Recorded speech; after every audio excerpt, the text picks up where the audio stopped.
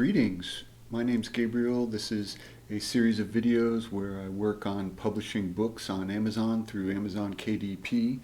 I got a couple books that I've been focusing on marketing lately, such as The Mexican by Jack London, classic adventure story, revolution, boxing, really tight action. This is a book I wrote myself called Qual and the Shadow Kingdom. It's a sword and sorcery adventure in the style of Robert E. Howard, Kull the Conqueror, except reimagined as a Chicano futurist warrior queen who reigns an empire on the remains of a post-apocalyptic Washington, D.C.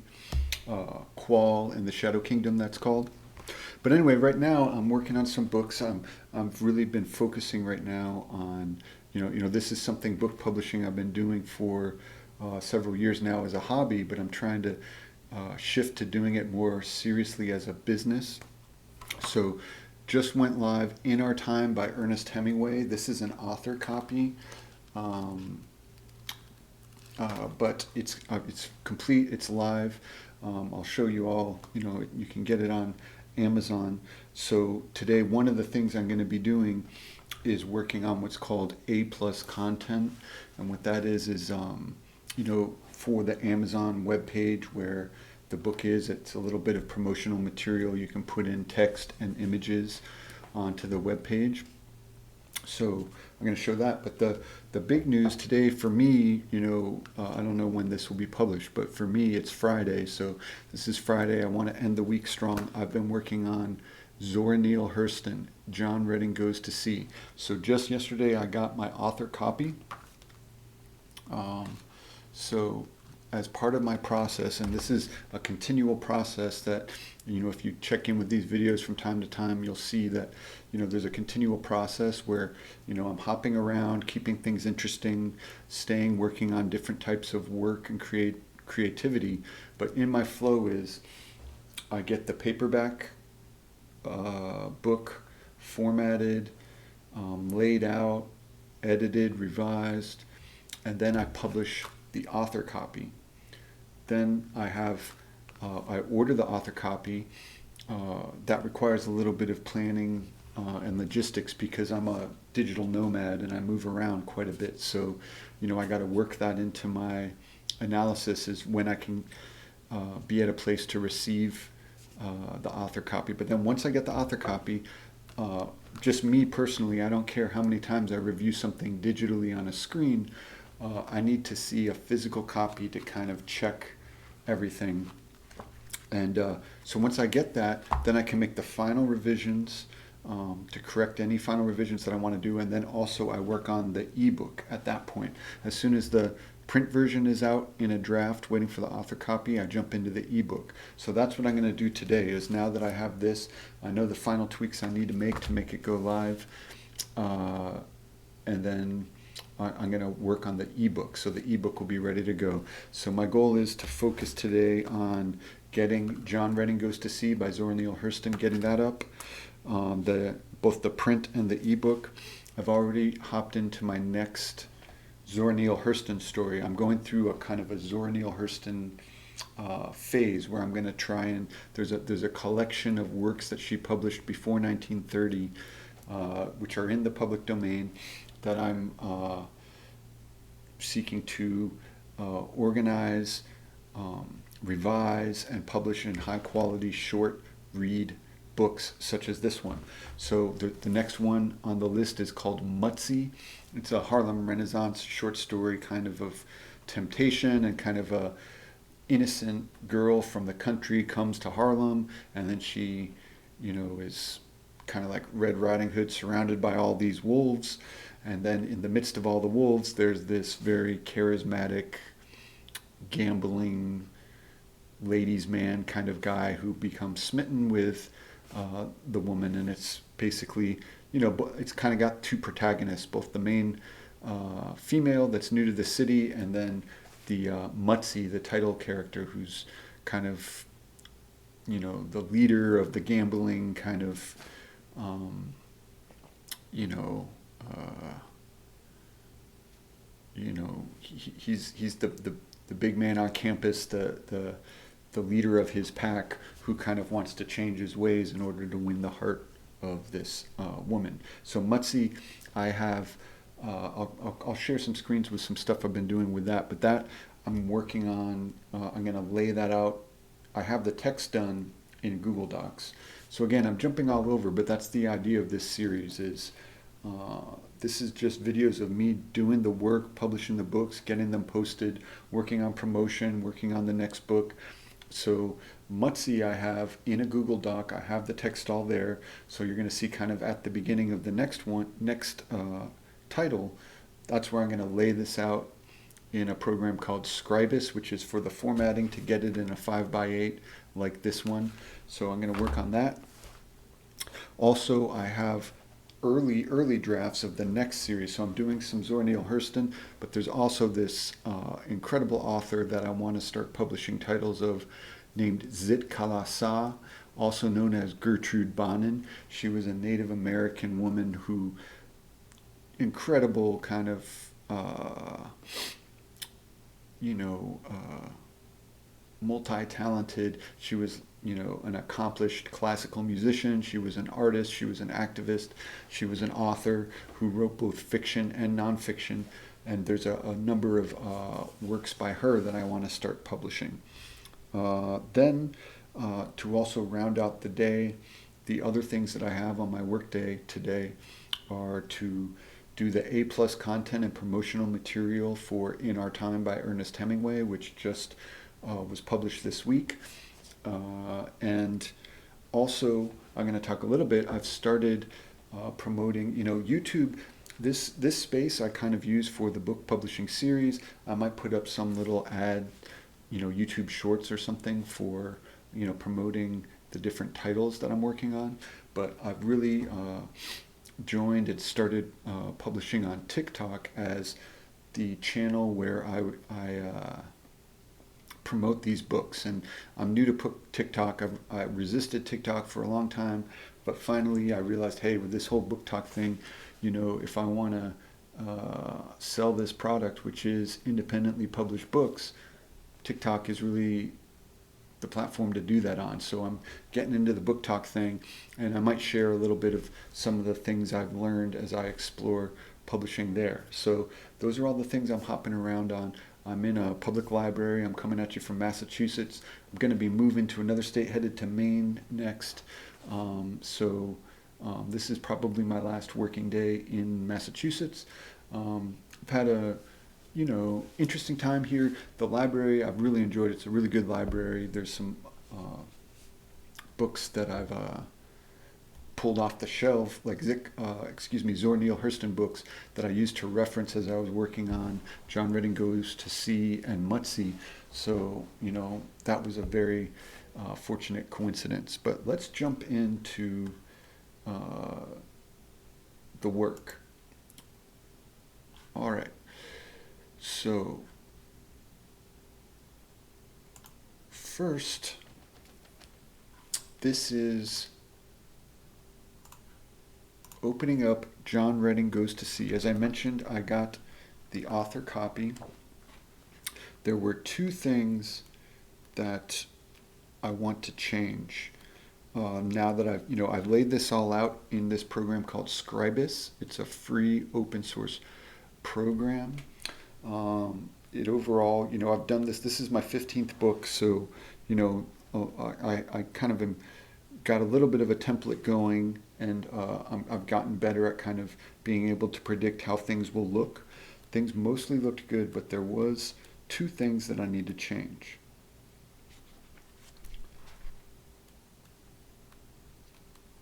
First, at the beginning of the book, I have these excerpts from The Bison, which was the yearbook for Howard University. Zora Neale Hurston was a student at Howard University when she wrote John Redding Goes to Sea, and it was actually first published there.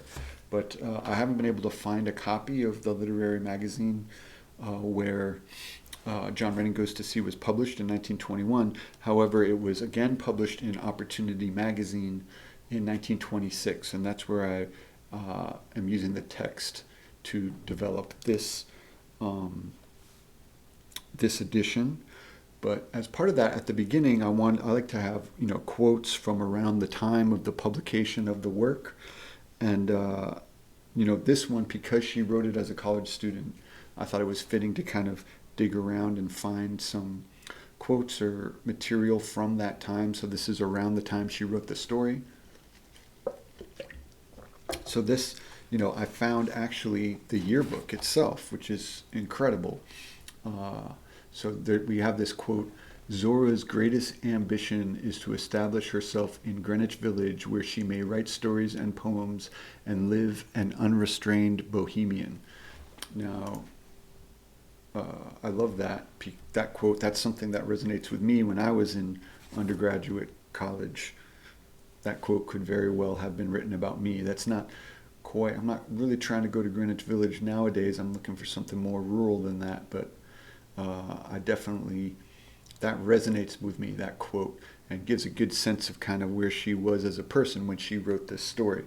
Now, and then the other part was her own quote from the yearbook herself, which is, "I have a heart with room for every joy," which is a very positive, optimistic quote, and another thing I thought would be great to share. Now, this Howard University yearbook, the Bison 1923, on the print book, I don't like the 1923 right here on a second line. So I'm going to see if I can fit this all on one line. Now, you don't want to, Scribus takes a little bit of a learning curve, and you don't want to get too crazy with this feature that I'm going to use. But in this case, for this limited specific instance, I'm going to try it. And right here, when I'm in the text editor, there's this little, I don't even know what it's called, manual tracking. But I can go negative. I'm going to try -2. And what it does is it squishes the words a little bit together. I'm going to try a little bit more to see if I can get. I never like to go beyond -4. Okay, so it looks like it didn't work, but it's a little deceptive. You got to learn Scribus. So this is supposed to be 14-point text, but sometimes when I do some changes, it reverts to 16. So I'm going back to 14. This is my last try. If it doesn't work, I'm going to maybe mess with the spaces a little bit. But I'm trying 14-point, -4 here. Boom. Okay. It did it. Now, it might look a little squished, but I prefer that. I think that looks better, and it kind of, it's when you have these quotes, attributing, the speaker of the quotes, when you start having that go on to multiple lines. I've done it before because sometimes you have to explain the context of who the speaker is or what the source of that is. But I think it looks better on one line whenever possible. So that change I'm happy with. I'm going to keep it. I'm going to save. One other thing is in the about the author. Sometimes when I read stuff on physical paper, I'm able to kind of see the wording. And here it is. Now, and this change is a change I'm going to need to make in multiple places, but since I'm in Scribus, I'm going to make it here first. So this line right here, Zora Neale Hurston's fiction brims with such echoes of her personal journey, such as her longing for freedom, her unflinching look at family ties, and her fascination with conjure and folk beliefs. The word such is there twice, and the first such is really the one that I think needs to go. So I'm going in.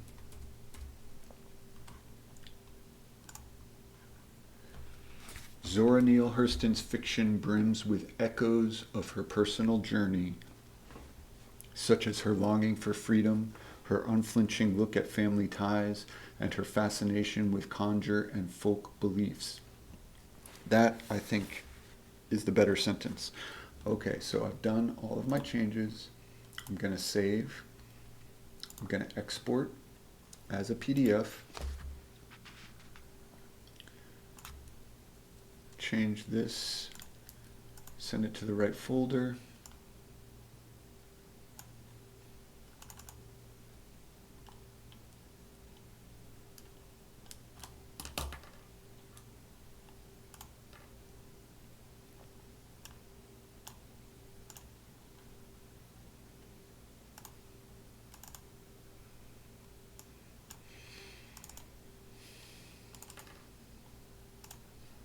I'm going to name this Final. Now I'm really pleased with this. This is my third workday session working on this. So I had done some of this work prep a long time ago because I always knew I wanted to come back to it. So I had a Google Doc with the text in a very basic form. But 3 full working days, and I'm exporting the final print version of this project. That is the pace I really want to get.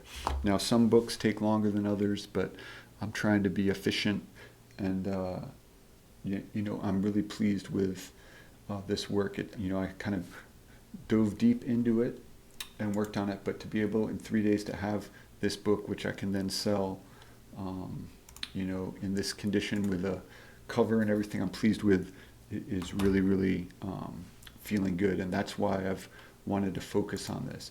Now, the one other change is in the cover, and when I ordered the cover, I saw that this back part is a little bit off center, so I'm gonna, and what I mean is that this kind of back part description, I'm going to move it all, so I'm highlighting it all. I'm in Canva now, just to show you I've jumped into the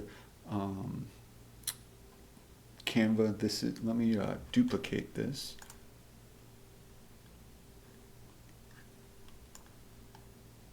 So I'm just going to move this all to the right. So I selected all the elements.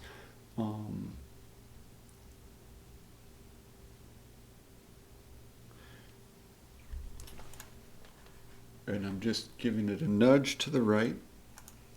Then I'm going to download this as a PNG, only this current page.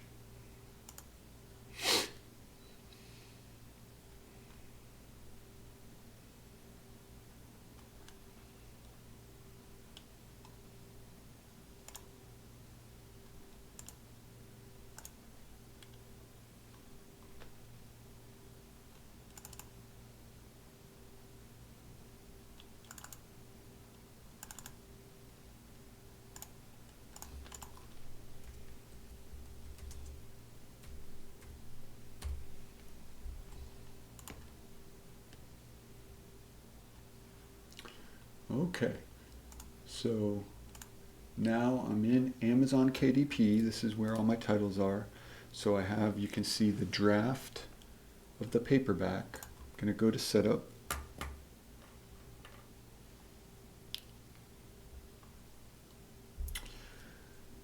John Redding Goes to Sea, a Harlem Renaissance short story of roots, longing, and liberation. Now, this series thing is interesting. I'm going to I'm going to create a series, a Zora Neale Hurston series at some point.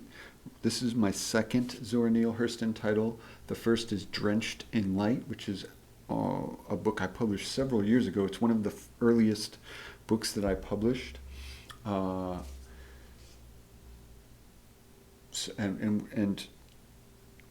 that was a really positive experience, which is kind of, I've never forgotten, and kind of that's why I'm coming back to Zora Neale Hurston and going to publish several more. So I could, try and start a series now with the 2, but like I said, I'm working on Mutzi, which is going to be the number 3. Once I have 3, I think I'll create a Zora Neale Hurston series and go back in and do that, but I'm not going to create the series now. And just, for people that don't know, like, what is this program? So I'm in Amazon KDP. This is, I don't have my keywords yet. So I'm going to have to go do a little bit of research on that before I release the book. But I'm going to make the changes so you can see what I'm doing. Then I'm going to go in and do So, excuse me, I'm all over the place. So I'm trying to do too many things at once. So stop, Gabriel, slow down. Let's look at what we're doing. We're in Amazon KDP. This is where you publish books, whether it's paperback, hardcover, ebooks, for sale on Amazon. It's pretty straightforward. Once you figure out what works for you, I think this gives you access to like one of the best online marketplaces in the world. So I think it's an incredible business opportunity. So I do 5x8, no bleed, glossy cover. Here it is, the manuscript. I just changed that PDF. So I'm going into upload the new manuscript where I made those 2 minor changes, squishing that line on the yearbook quote, and also taking out the word such from the about the author section. So here it is, that's the PDF I just exported. I upload that.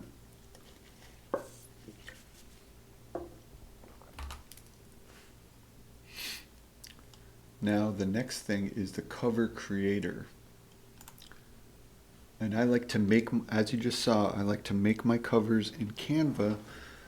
Usually, almost all my covers. There's a couple exceptions. Canva is fast. That's the thing I like about it. So this is my old one, and you'll see when it was published, there's some stuff that's kind of in the way, and you gotta kind of look past it. These little orange triangles, because, but I'm not looking at that. What I'm looking at is, you can see here this. It's a faint white box with text in it and then the little logo at the bottom. It's a little too far to the left. I want it to be a little bit more centered. So I tried doing that. So I click on, this is a base image. I choose new cover image from my computer. Let's go into cover, final. So let's see if we can see it move over.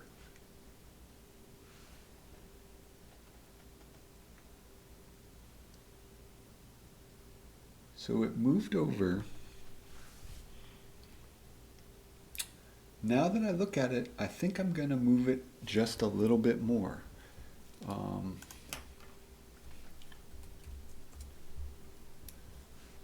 And this is something that's very common when I'm doing the final tweaks, and it's kind of you're hopping back and forth between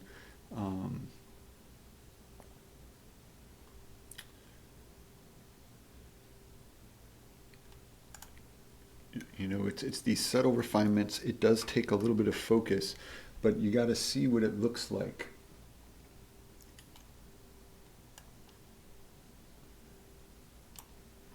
And I moved it all to the right.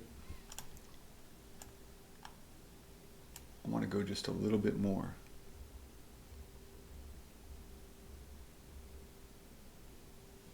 Let's try that.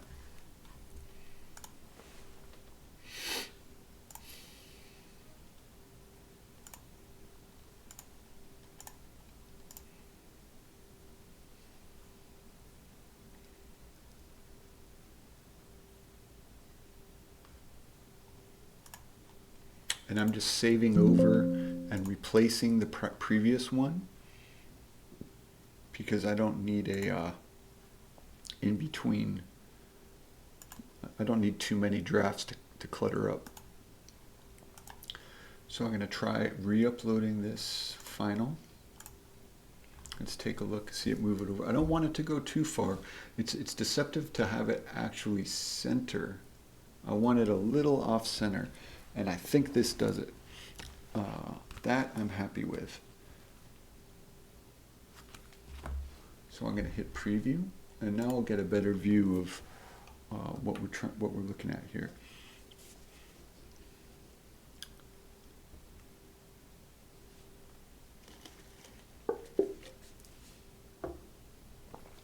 And this is why it's so tricky, because you don't see, the exact. The previous view that we were just at didn't kind of show where the folds of the cover would be, but I'm pretty sure I got it here.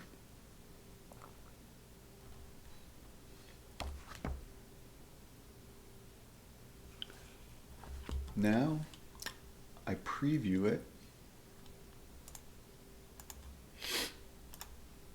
and this is where it'll combine the Amazon's going to combine the manuscript I just uploaded, the PDF, and the cover, and it's a preview.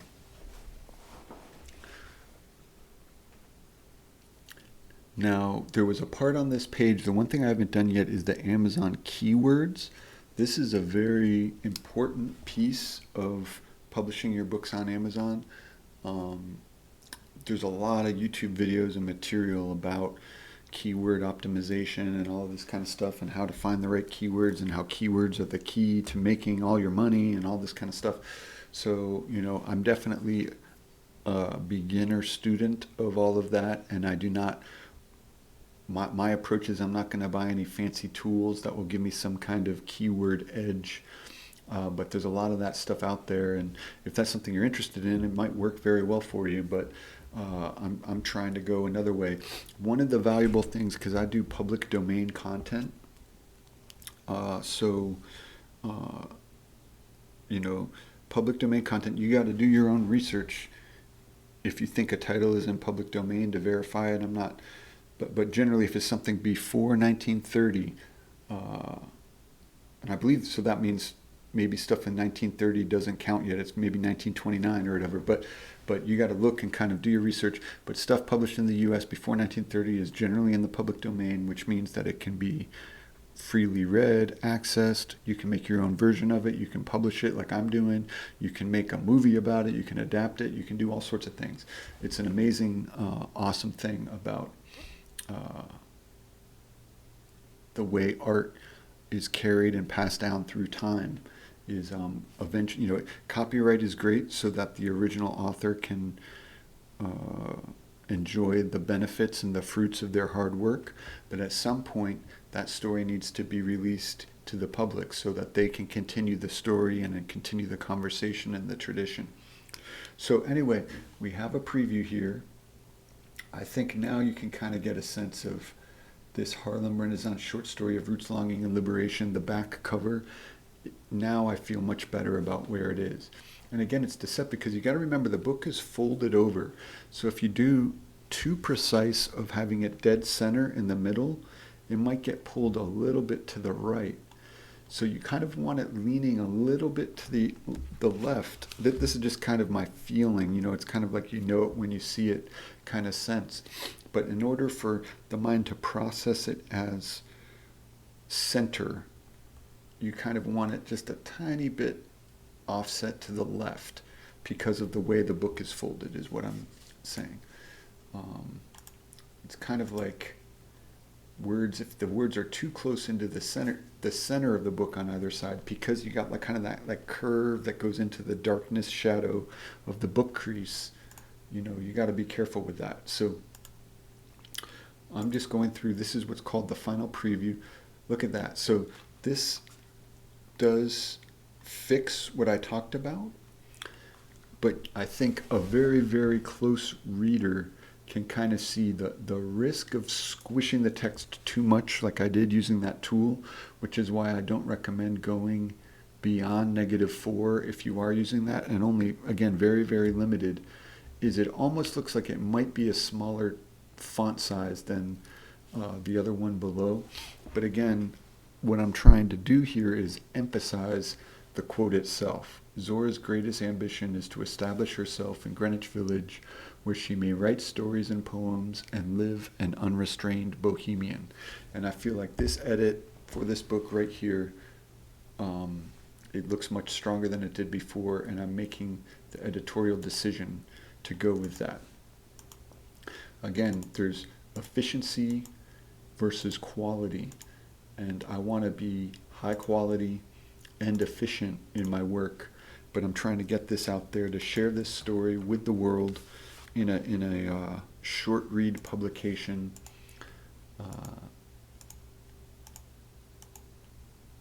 And there's a lot of little decisions that must be made.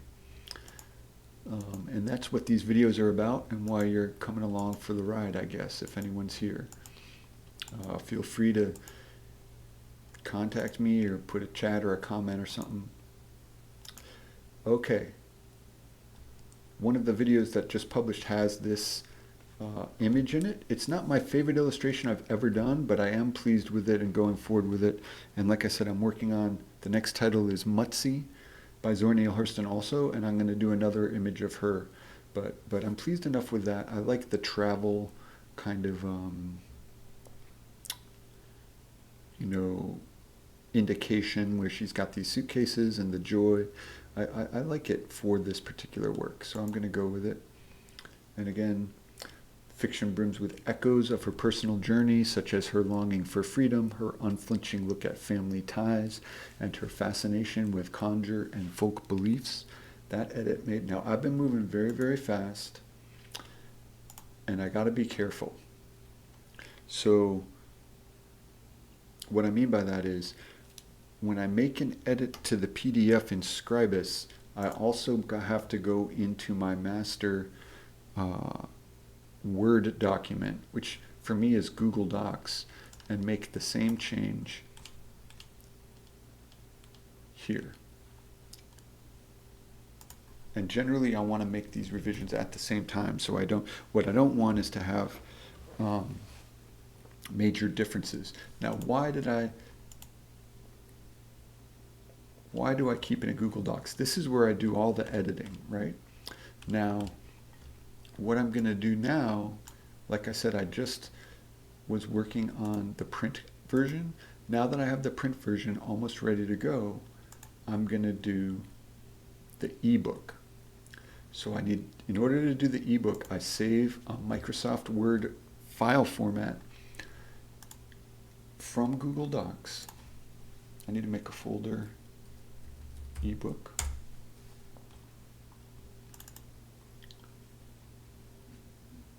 Save that. And this is going to go into the program called Kindle Create. So Kindle Create right here. I'll open that up so you can see it. And this is why the Google Doc you have to think of as the master document, the primary document, where all the little edits and revisions are, because otherwise you could find a situation where I make the print version where I remove the word such, but then when I make the ebook version, because I wasn't careful, that word such, preserved in there, and then there's a difference between the two, and that's how errors can happen, and especially when you're talking about publishing something in multiple formats, if you're getting into audiobooks and hardcovers and all these other things, which I do hope to get into. It's very important to make sure that you always are going back to the original source whenever possible. So create new.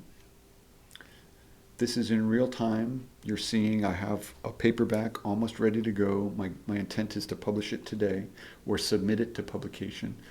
But I'm also working on the ebook. So I hit create new, then I select choose. Kindle Create, this is a free program by Amazon.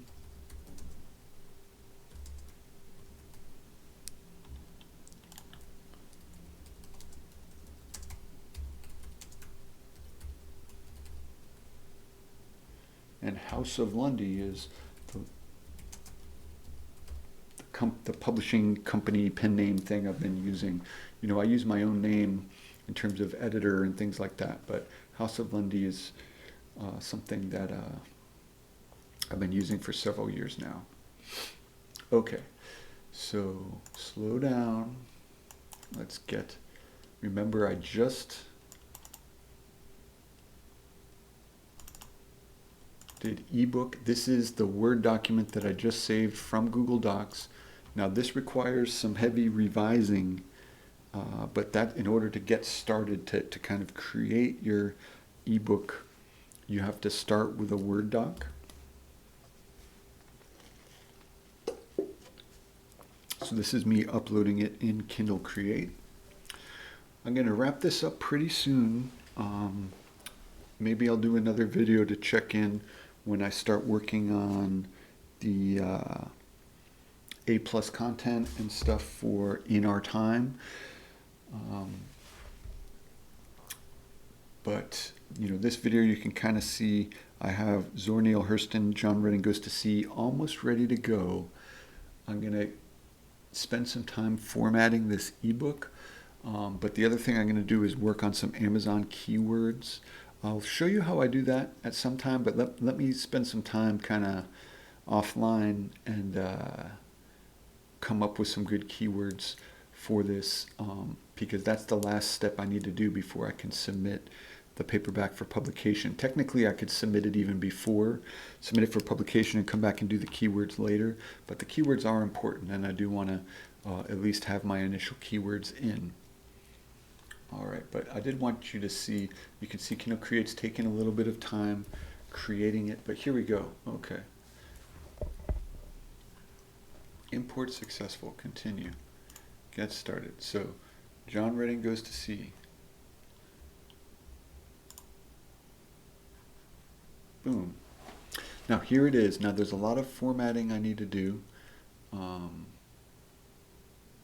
but this is the base, and let's go to, and this is what the paragraph, going back to where I removed the word such. I removed it from the Google Docs, so it's out of here. So that was one of the final revisions I had identified, so I just wanted to double, triple check to make sure that that revision is applied both in the PDF print version and in this. So I'm going to save this, come back to it a little later. John Redding Goes to Sea, save. And this is the way to go. Focus on the print first. The print is, you know, you make more money, can sell it for a higher price, it's the higher value product. You get all that formatting done there first. Then while you've basically finished the print and you're doing the final processing, final review, submission, that kind of stage is the time that I would recommend you jump in to start the ebook, because the ebook is much faster.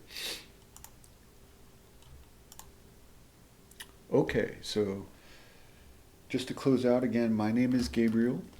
Thank you for watching. I'm going to be doing some more work today. I might pop in with another video sharing where I'm at, but we've been doing, hopefully you will see John Redding Goes to Sea by Zora Neale Hurston on Amazon coming soon. And check out In Our Time. In Our Time, I got some more work to do with the promotion of this. I made a whole album based off of, you know, using Ernest Hemingway's text as the lyrics of an album, In Our Time. So that's, you know, I'm very excited about that work. I've been working on it for a long time, but that is out. It's live on Amazon. Go check it out. My name's Gabriel. More to come.